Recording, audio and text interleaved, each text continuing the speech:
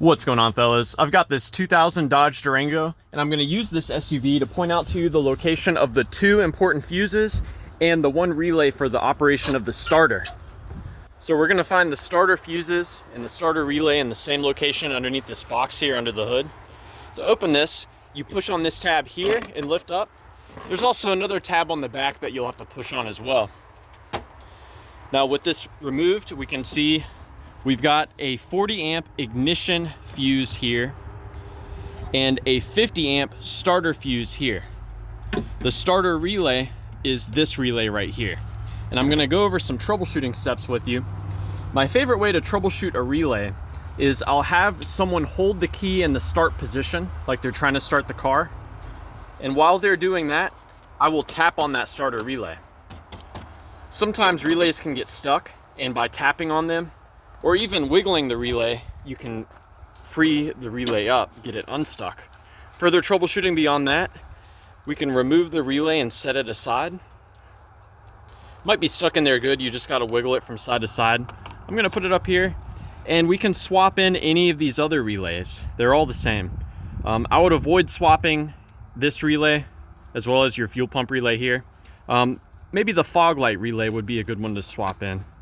So we can put in the fog lamp relay, and if after swapping the relay, your truck starts, then you know that the original relay was probably no good. Let's pull this relay back apart. I want to go ahead and point out to you how this is wired. So I've got these pins color-coded here. Now, looking at the fuses, this 40 amp green fuse here, that's the ignition fuse. This fuse sends power to the ignition switch.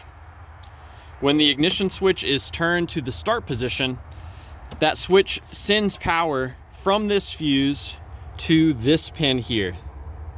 So this pin that is yellow right here, you should see power here when you're turning the key to the start position. If you don't see power here when the key is turned all the way, you may have a bad ignition switch or maybe a broken wire somewhere. Now, there should be a ground present at this pin when the truck is in neutral. That's how the system prevents you from turning the engine over when the truck is not in park or in neutral. If you do not see a ground at this pin, try putting the truck in neutral and testing again. If you never see a ground coming through here, you may have an issue with the neutral safety switch on the transmission. Now, when the power from the ignition switch here comes in and there's a ground here from the truck being in park or neutral, that will activate the relay. And when the relay is activated, what it actually does is it connects these two larger pins together.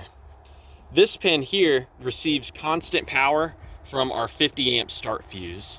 So you should always see power present here. And when the truck is starting, the relay takes power here and sends it to the starter through this pin. So this pin here carries power to the starter and engages it. As a troubleshooting step, what you can do is you can momentarily connect these two pins together and see if that causes your engine to turn over. Be careful when you do that. You want to make sure that the truck is in park, and you want to make sure that nobody has their hands anywhere near the engine, because the engine will turn over. So yeah, I hope that this information was helpful and a good starting point for you in troubleshooting your Dodge Durango and its starting. If you have any questions, please let us know down below, or more importantly, if you have any advice. One last thing I'll throw in, the batteries right here, you're gonna wanna go ahead and check and make sure that these connections are both clean and tight and that the battery is charged up. So yeah, thanks for watching.